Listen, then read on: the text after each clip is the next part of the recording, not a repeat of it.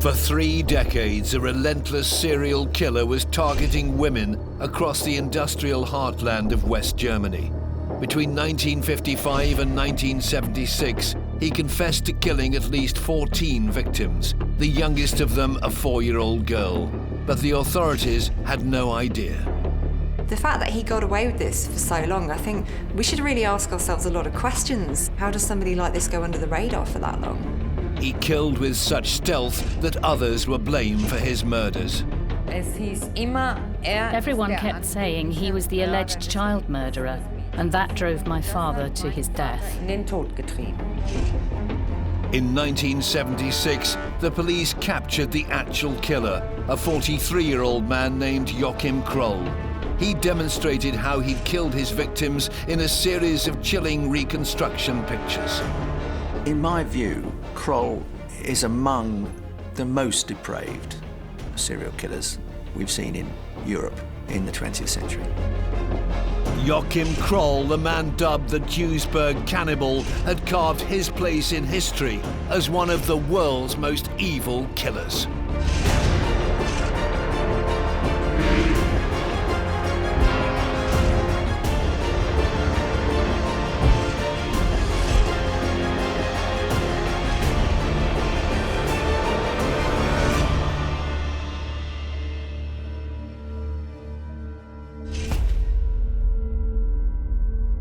It was a series of murders that shocked the whole of Germany. For 21 years between the mid-1950s and the mid-70s, Joachim Kroll murdered at least 14 people by strangling them to death. His youngest victim, Marion Ketter, was just 4 years old. The discovery of her dismembered body in the summer of 1976 left the nation in a state of complete disbelief. For years, Kroll took care to strike away from his home in Duisburg, a town in the Ruhrgebiet, West Germany's industrial heartland. But Marion Ketter lived right on his street. Police were knocking on doors, searching for the missing 4-year-old girl in July 1976, when they made a gruesome discovery. Bernd Jägers was a young detective on the Duisburg murder squad. The whole thing was only discovered because Joachim took a girl from the neighborhood. Before that, he would travel further and the crime scenes were far away from Duisburg. That is the reason why it took us so long to catch him. This time, he took a girl from the neighborhood who he knew by sight. He took her to his flat, sexually abused her, and then killed her. When a 4-year-old goes missing, the alarm bells go off everywhere. Of course, you use a lot of personnel to try and find this girl. And when we got there, other colleagues were already on the scene. And we then went inside the flat and experienced something terrible.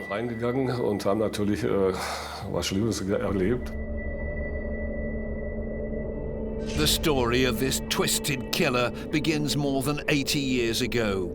Joachim Kroll was born on April 17, 1933, the 6th of 9 children. His family lived in Upper Silesia, in the far east of Germany, until they got driven out at the end of the Second World War.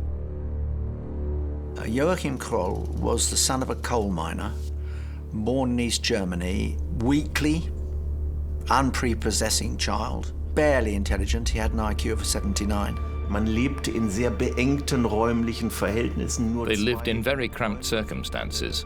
Only 2 rooms for a family of 11, always in financial difficulties.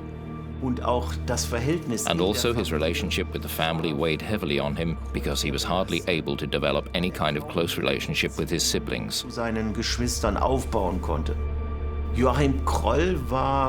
Joachim Kroll was lonely in his own family because he learned that he didn't matter much as a human. Als Mensch nicht so sehr gezählt wird. He didn't experience any motherly or fatherly love at home, and therefore couldn't develop a feeling of self-worth. He was withdrawn and shy. He was afraid to even speak because he was physically abused. He was a bit of a victim, a bit of an outcast, even within his own family. And then when he went to school, he didn't really fit in there either. He had quite a low IQ. He wasn't particularly bright. He was a bit slow. So that made him a bit of a target there. And then later on, he was drafted into the Hitler Youth. You know, perhaps his father thought this was a way of sorting him out and making him, you know, a real man. But that didn't really work out either, because he didn't fit in with that particular culture. So here's somebody who's always been something of an outsider, somebody who doesn't always fit in, who isn't really accepted anywhere. Als die Rote Armee kam, When the Red Army came, all the Germans were driven out. And for the Kroll family, it was an odyssey, because they went from place to find another home somewhere. Kroll had to watch women being raped, people being killed, how small boys played with explosives and blew themselves up in the process. So, as a young man, Joachim Kroll had already been badly traumatized. junger Mann stark traumatisiert worden. You have to bear in mind that Joachim had always been teased and bullied.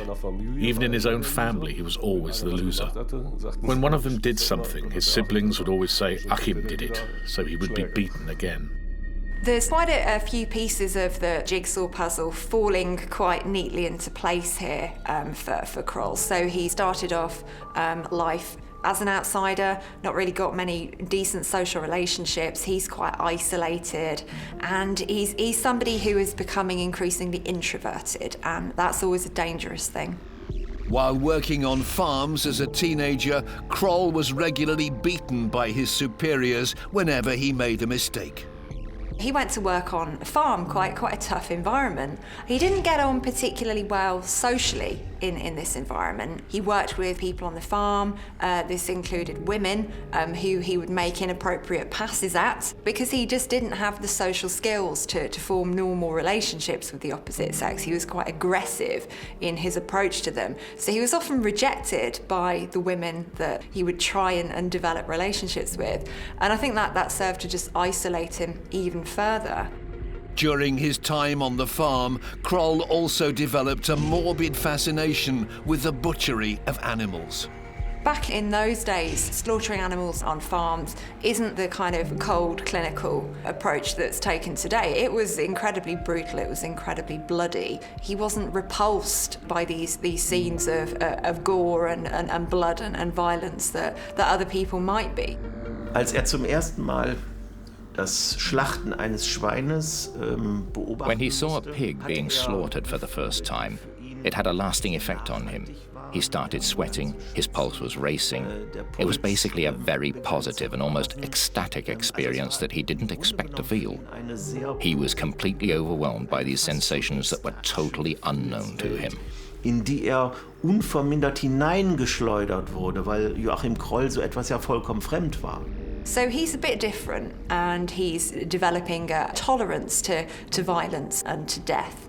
Kroll's delight in the blood and gore of the slaughterhouse even manifested into sexual acts with animals.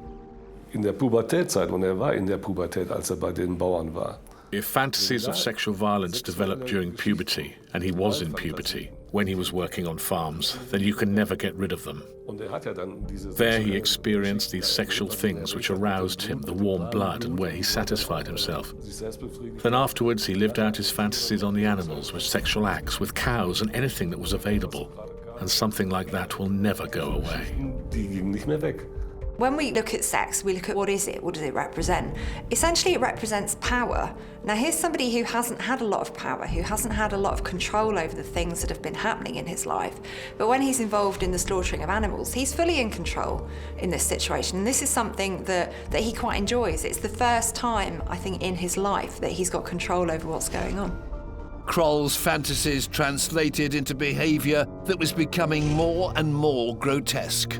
When he lived in a hostel for single men, and he took a cat into his room, he had this idea that he wanted to see what the insides looked like. He took a hammer, struck the cat and skinned it, and took a closer look at its intestines. And that really does show this kind of childlike curiosity that he's got and the complete lack of boundaries around how to behave appropriately.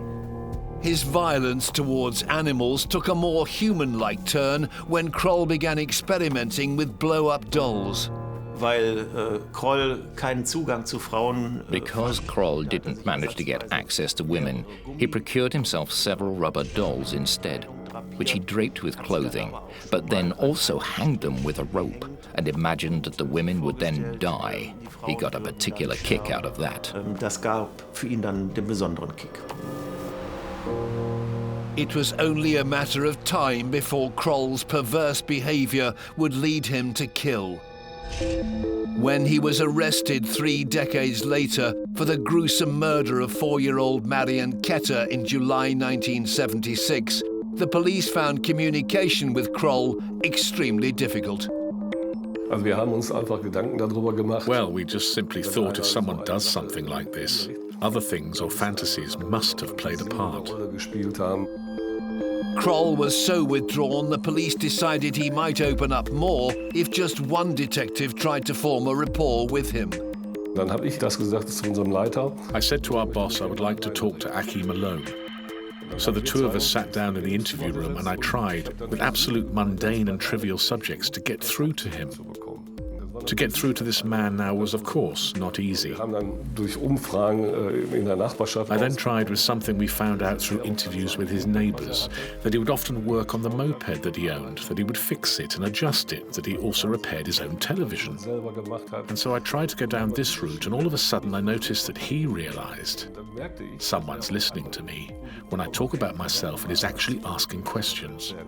And that was the moment when trust was gradually built up, where I was fortunate enough to kindle a spark of trust, and so he also discussed other things with me. Vielleicht jetzt das Glück hatte, in ihm so ein bisschen Vertrauen auch zu erwecken, dass mit mir dann auch die anderen Sachen besprochen hat. Kroll was ready to talk to the police. They had no idea that the quiet man sitting before them was responsible for the barbaric killing of at least 14 people over the past 21 years. His confession would stun the whole of West Germany. As detectives continued with their interrogations, Kroll began to open up. Mein Kollege Bernd Jägers hat alles richtig gemacht. My colleague Bernd Jägers did it all the right way. He's the one who broke the ice. Because without his special relationship with Kroll, all these murder confessions would probably never have been possible. So therefore, he deserves the very highest respect. He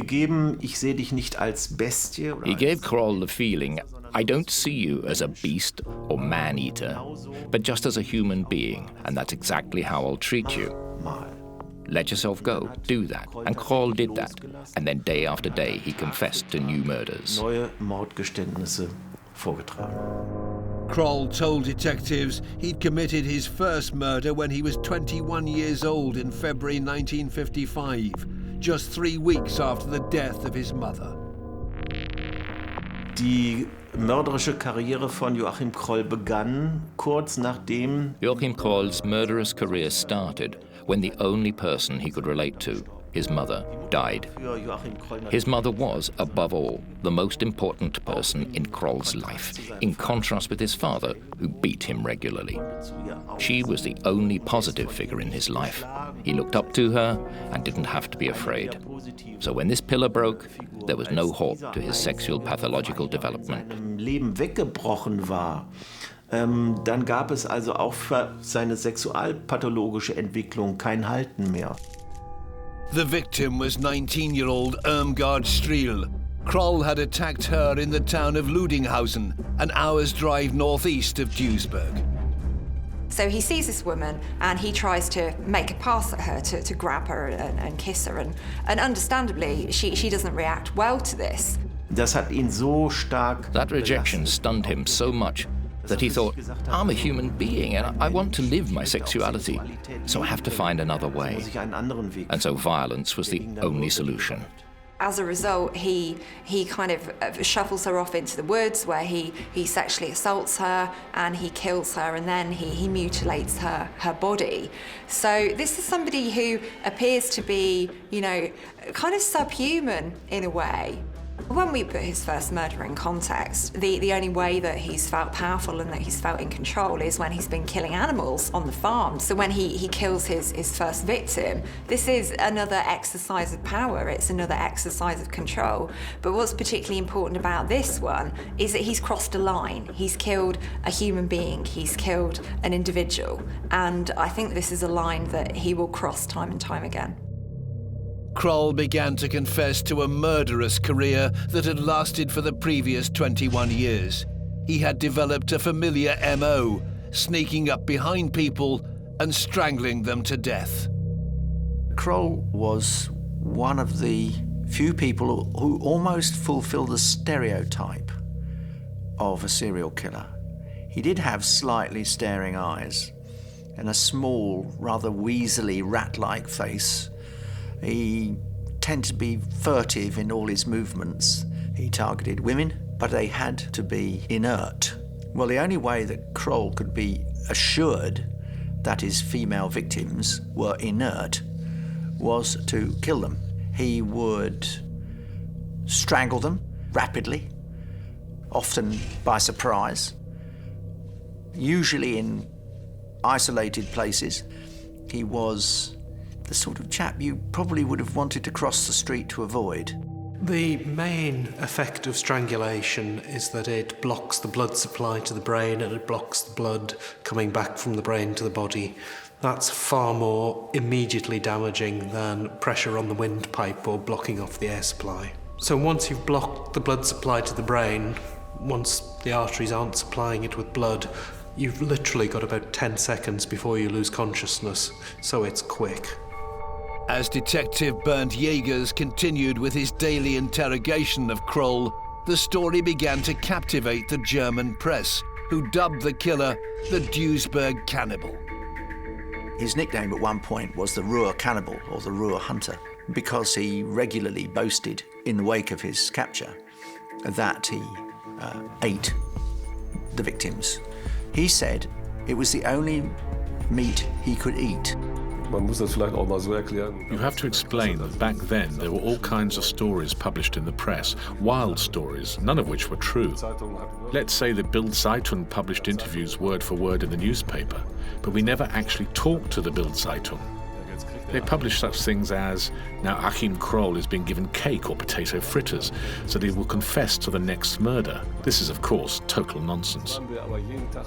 Now we were there every day, also at the weekends, in order to keep Joachim's spirits up. So I just asked him, what would you like to eat? Which is quite normal. He would say, I would like a piece of cake. Then, of course, we would go and get cake. But that was just about being human, and not to get a murder confession. No one would confess to murder because of that. Das muss man sich ja vorstellen. In den Medien wird... You have to imagine, Kroll is built up in the media as a monster, a man-eater, a cannibal, and then the police go and serve him with his favorite food. In the end, it was also just a tactic to get Kroll to talk. And using these means has to be allowed. Zum Sprechen zu bringen. Und diese Mittel müssen dann erlaubt sein. Having gained the confidence of Kroll, the police got a clear insight into the perverse fantasies that ultimately motivated him to commit his appalling crimes. He needed this killing. He needed this seeing how to kill, and that gave him sexual gratification. But the corpses in themselves no longer interested him. He just left them. He did not cover them up, nothing at all. And then he got the bus or train or whatever home in a completely normal way. Kroll tended to minimise his behaviour, and as criminologists we call this techniques of neutralisation. So rather than describing them as the horrendous things they are, he described them as his funny feelings, you know, something that was a bit of a quirk, something that was a bit odd. So he's minimising what he's doing by describing it in that way. Between 1955 and 1976, Kroll told detectives that he'd killed at least 14 people and that he could take them to some of the crime scenes. Officers decided to drive him to a series of cold case locations throughout the Ruhrgebiet region. They hoped by allowing him to reenact the murders, it may help them identify his unknown victims. The police captured photographs of these macabre reconstructions. Wir als Vernehmungsteam hatten keine Akten, kein gar nichts. We as interrogators had no files, nothing at all. We drove behind them. They stopped somewhere. Then Joachim got out and we asked, "Joachim, have you been here before?" And if he recognized something, then he said, "Yes, I have been here before." He then looked at it all and went with us into the forest, depending on what crime scene it was. He then could describe how it had looked at that time. That was incredible. He had a photographic memory. He did not know where he was, but he just had this photographic memory. Gedächtnis hatte der einfach. Kroll would try and identify a specific tree or shrub, but he couldn't always find what he was looking for. Wir haben dann auch schon mal Sachen angetroffen. We would find a few places where a forest used to be, but now there were high-rise buildings. Natürlich nichts mehr auf. Then he didn't know anymore and he said, "I'm sorry, I can't say if I was here. I don't know." Of course, this was sometimes frustrating, but you have to live with that after such a long time. Nach so einer Zeit. Kroll took the police to the town of Essen, half an hour's drive from his home in Duisburg, where he told them how he killed 61-year-old Maria Hetken outside of her house in 1969. Ist schon den ganzen Tag. He walked around the lake all day. It was nice weather and had this feeling. It slowly turned to dusk and he wanted to go home, but then he saw the old lady whom he immediately addressed and said, "Do you want to have sex with me?" She did not want to, of course. He snatched her and pulled her into a wooded area, and then he killed her there. Sie dort dann auch umgebracht. He doesn't seem to have a particular victim type, which is something that we do tend to see in serial killers. So this could suggest that his crimes are completely opportunistic, that he's not consciously targeting a particular group of people. Using the information gathered in these fact-finding missions, the police were able to piece together Kroll's history of murder. Wir konnten also nur von dem, was Joachim Kroll uns bei der Rekonstruktion gezeigt hatte. We could only use what Joachim Kroll told us during the reenactment, during the interrogation, and we would ask a few questions about whether or not anything more had occurred. Or we asked, "Joachim, what did you do then? What happened then?" Questions like that. These answers convinced us that he's not inventing this stuff and that he really wants to get it off his chest. Den Mann bringen, uns erzählen. Nachdem wir 3 Monate lang ungefähr uns After spending 3 months with Joachim and looking into more than 100 cases, at some point the defense said, "That's enough. Joachim Kroll will no longer go into the car with the police." sodass wir nicht So we could not continue to go to all the unsolved crime scenes. This may have also resulted in solving other unsolved cases. That was a shame. geführt hätten. Das war schade.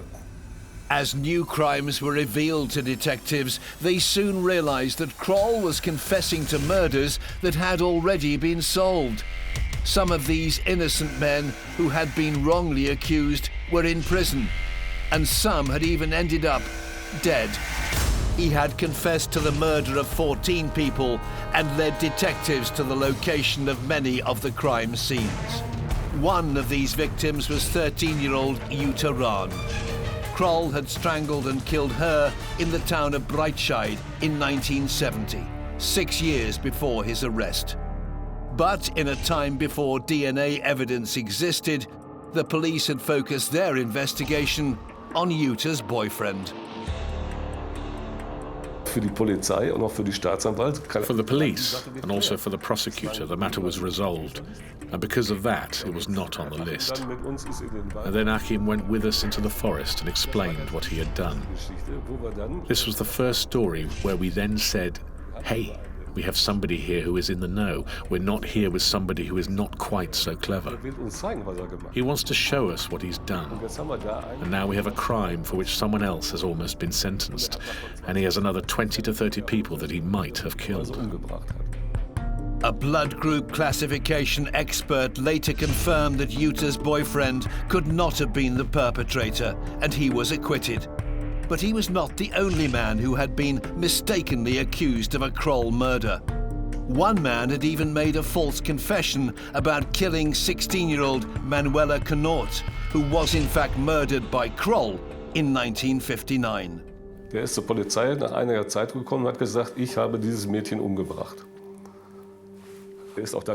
After some time, this man went to the police and told them that he killed this girl. He really went to prison for the crime, but then said during his trial, "It wasn't me. I only said that because I had financial problems, family problems. I was on the street. I needed somewhere to go and confess to this crime." It was, of course, no longer treated as an unsolved case by the police. The case had been closed. It had come to a trial and he had been convicted. Weil ist ja zu einer Gerichtsverhandlung gekommen. Ist ja dann auch verurteilt worden. Following Kroll's arrest in 1976, the convicted man wrote an astonishing letter, which was published in the press. Dieser Mann, der hatte sich dann auch This man had already turned to our boss at the murder squad. He wrote a letter then saying that he was not the perpetrator and that the perpetrator must still be walking around free. We went to that scene, to the crime scene, and Joachim got out and said, "Yes, I was here too." He went into the forest and again looked for a very specific bush and a specific place, and he said here it was, and we immediately did a reconstruction. So that was the second story, where an innocent person had served time in prison and the matter was considered as solved. gesessen hatte und die Sache als geklärt galt. Another man who was falsely accused was Walter Kwicker, a farmer from Walsum, a suburb of Duisburg. He lived less than a mile from the spot where 11-year-old Monika Tafel was killed in June 1962. Das junge Mädchen war an diesem Tag zufällig unterwegs. The young girl happened to be out and about that day and bumped into Joachim Kroll, who was out looking for a new victim to kill and rape. Töten und vergewaltigen. Without the slightest hesitation, he kept turning around to check if anyone could see him, approached the girl, dragged her into a field, strangled her, and then sexually assaulted her. Sich da anschließend an ihr sexuell vergangen. But in 1962, Joachim Kroll was just a phantom. And a few days after the brutal killing of Monika Tafel, the police arrested Walter Kwicker. His daughter Marlies was just 6 years old at the time. Man hat meinen Vater verdächtigt, 150 Meter von seinem Elternhaus. My father was suspected of raping and murdering an 11-year-old girl 150 meters from his family home. Von den Bewohnern des Ortsteils, aber auch aus seinem Bekanntenkreis. People who lived in the area, and also from among his acquaintances, made claims, expressed suspicions which the police reacted to. And I think it was 5 days after the child's body was found, they arrested him at his workplace. Das konnte ihn da keiner gesehen haben. No one could have seen him, because on the day of the disappearance he was at work, so in that sense he also had a kind of alibi. He was accused, and I know that some people who were very close to me made negative comments about my father. Über meinen Vater. The murder of Monika had left the community in a state of shock. People were keen to keep their children within sight because no one knew where the killer lived or when he'd strike again. Und dadurch war eine beklemmende Stimmung im Ortsteil. This created an oppressive atmosphere in the area, and at the same time people voiced their suspicions. One person suspected the next. It was a hard time for everyone. And no one insisted that it wasn't him.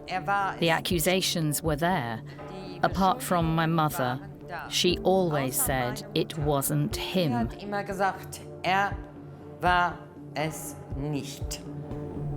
Walter was only held in police custody for a few days before being released without charge. But people in the area continued to see Marlies' father as the killer.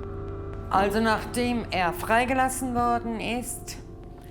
So after he was released, people avoided him, and people called out behind him, "Murderer," and stuff like that.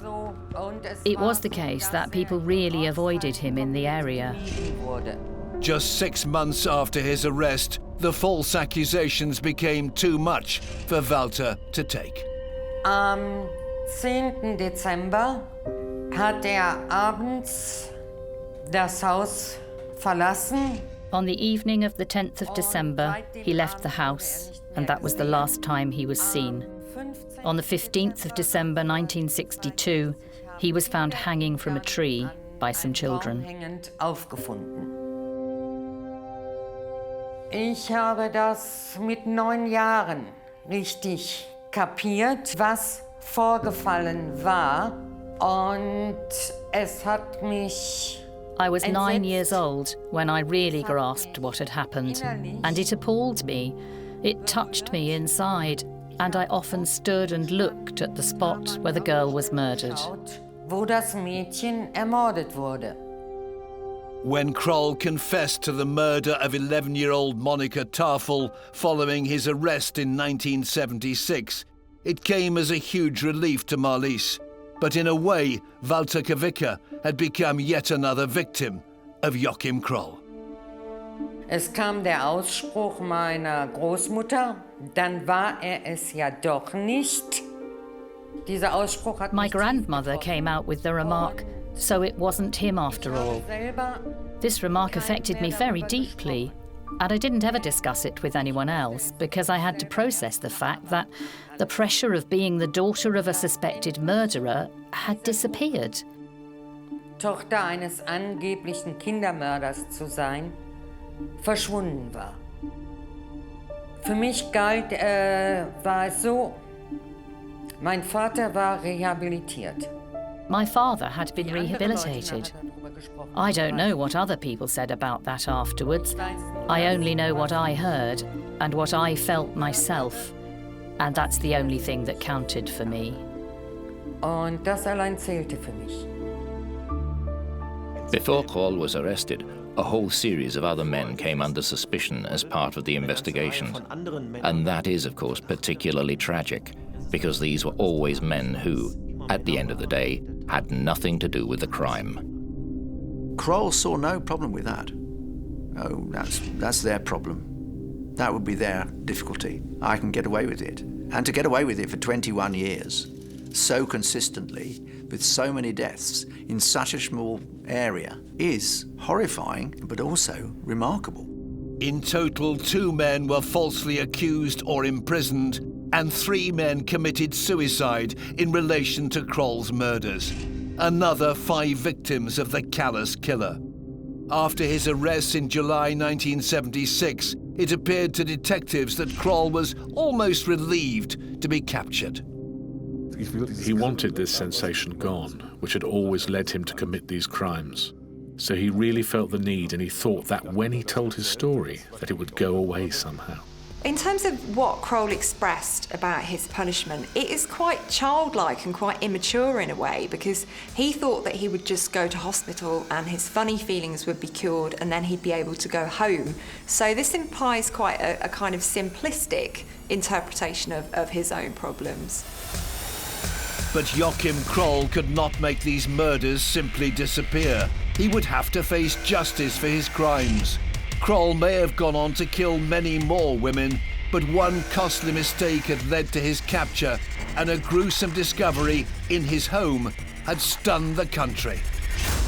He presented to the world as friendly, plausible, agreeable to his neighbours in Duisburg. The local children would visit him, although I think sometimes their parents must have been a little suspicious. He was known as Uncle Joachim. We also tried to speak to those around the neighborhood, asked who knows him, who had contact with him. People said he was a bit weird, a bit odd somehow, but he was dear old Uncle Joachim, and in reality, he was a wolf in sheep's clothing. Behind this facade of Uncle Joachim and, oh, I like to look after you girls and I'm boys and they come round to see me and I'll give them sweets, was this man who was very, very angry, who wanted to make society well aware that they were living by a thread and he could cut it at any moment that he chose. Kroll usually did his killing miles away from his Duisburg home. But in July 1976, suffering with a bad leg, he finally struck within his own community, when he kidnapped and murdered 4-year-old Marion Ketter. It was the mistake that led to his capture. His crime scenes got closer and closer, and therefore it was the dumbest thing he could really do, was take a girl from the direct neighborhood. But as I said, his feeling was greater, and if he had thought about it, he should have said, "This, what I am doing now, is nonsense. They will catch me." Door-to-door questioning throughout the neighborhood led the police directly to Kroll. Inside his home was an horrific crime scene. Detectives found a saucepan on the stove with body parts in it. Worse still were the contents of the refrigerator. There was this girl, completely dismembered.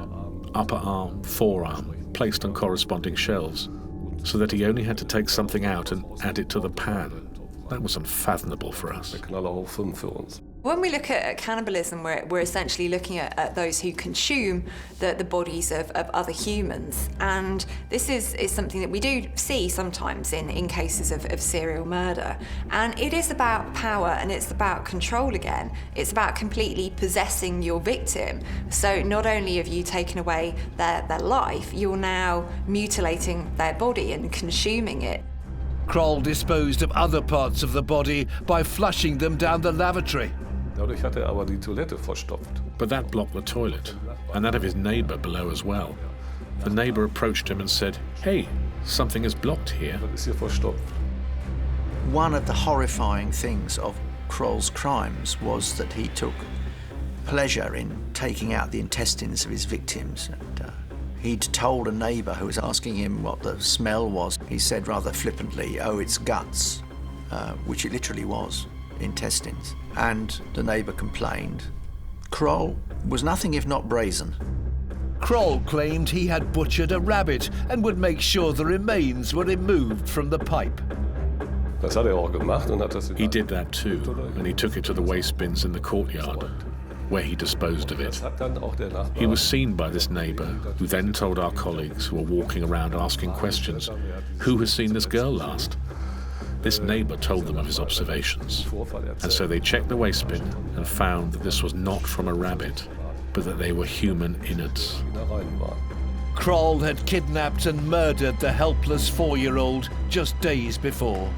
Fühlte sich zu diesem jungen Mädchen besonders hingezogen. Der stand dann immer oben am... He felt particularly attracted to this young girl. He always stood up in the attic looking down into the playground, saw Marion playing, and got this funny feeling. I want to have this girl, and I will snatch her up at the next opportunity. And the 4-year-old girl did then come into his flat with him. And then he strangled her, and after that did all these awful things that one can scarcely bear to talk about. Schlimme Dinge gemacht, über die man kaum sprechen mag. Well, I was shocked, because I had a son who was not that much older. I had not been in the homicide division long, only for 2 years. That was something where you had to more than just swallow. I have seen many things, but this was something completely new to me, that a human being was able to do such a thing. Kroll had evaded detection for so long and had no remorse whatsoever for the suffering he'd caused. He was not capable of feeling any sort of empathy towards anybody, especially his victims. They were simply objects to him that he wanted to manipulate and kill. And then he was content. Dann war's gut. Joachim Kroll never cared about what he did. He did not even ask what her name was. He did not care. His tingling feeling was gone. The body remained there. He got up, possibly cleaned himself up, and then the matter was done for him. There was not even a reaction like, "When I count them up, you've been able to prove so many, that is so bad." Such things we did not hear from him. In that regard, he was totally emotionless. Although he had confessed to killing at least 14 people, the police officially charged Joachim Kroll with 8 murders. On the 4th of October 1979, Kroll's hearing began in Duisburg. As the details of Kroll's gruesome sexual deviance were revealed, the case caught the public's imagination in a way few others have. Also die The, in some cases, excessive media coverage obviously contributed to Kroll becoming a case of the century. But on the other hand, from a criminologist's perspective, one has to say that there hasn't been a comparable case in Germany, at least since the Second World War, where so many people have been killed over such a long period. Over the next 2.5 years, the court was only in session 151 times. But in April 1982, Kroll was convicted of all 8 murder charges against him. He was sentenced to life imprisonment. The 49-year-old was immediately sent to Rheinbach prison. Also Kroll ist für mich weder verrückt noch böse, sondern In my view, Kroll wasn't mad or bad, but was a human being who had failed in social terms, sexually, and in his work life, and who on this basis committed the most terrible crimes. In my opinion, Joachim Kroll would not have become a serial killer if he had been valued as a human being. als Menschen gezählt. Whilst most of his victims were young, there was somebody who was in their 60s. So there was an array of victims. There wasn't a particular type. And the fact that he got away with this for so long, I think we should really ask ourselves a lot of questions, you know, as a society. How does somebody like this go under the radar for that long? On July the 1st, 1991, 9 years after being convicted, Joachim Kroll died of a heart attack in Rheinbach prison. He was 58 years old. I think Kroll did some incredibly evil things, which really do kind of breach not just legal codes, but social and moral ones as well. And what's interesting for me is, well, what made him into this person that did these evil things? He didn't really have very much in the way of monitoring of his behaviour or any breaks on his behaviour. So I think where you have a situation like that, you can have somebody who turns into someone capable of real evil. The news of Kroll's demise was of scant consolation to Marlies Voivod. Ich habe, nachdem ich das erfahren habe, in mir persönlich Hass gefühlt auf Joachim Kroll. Und After I heard about it, I felt hatred for Kroll and would have liked to wish on him that everything he did to the children and to the adults would be done to him. And I'm sorry that he died so early. And this anger I have will probably never go away. Und diese Wut wird wohl auch immer in mir bleiben. Had he not kidnapped Marion Ketter close to home, in one of his very few mistakes in this killing spree of 20 years or more, then I'm absolutely sure he would continue to kill. If there is ever anyone who could be said to epitomise what the word evil means, I would say it was Joachim Kroll, a genuinely evil man who defiled the world he inhabited. For 21 years, West Germany was haunted by an almost invisible killer. Joachim Kroll was so ordinary that he blended into the background. While other men were accused of his most vile crimes, he continued to murder for his own gratification, regardless of the consequences. His capture came as a shock to the whole country, who will remember Kroll as one of the world's most evil killers.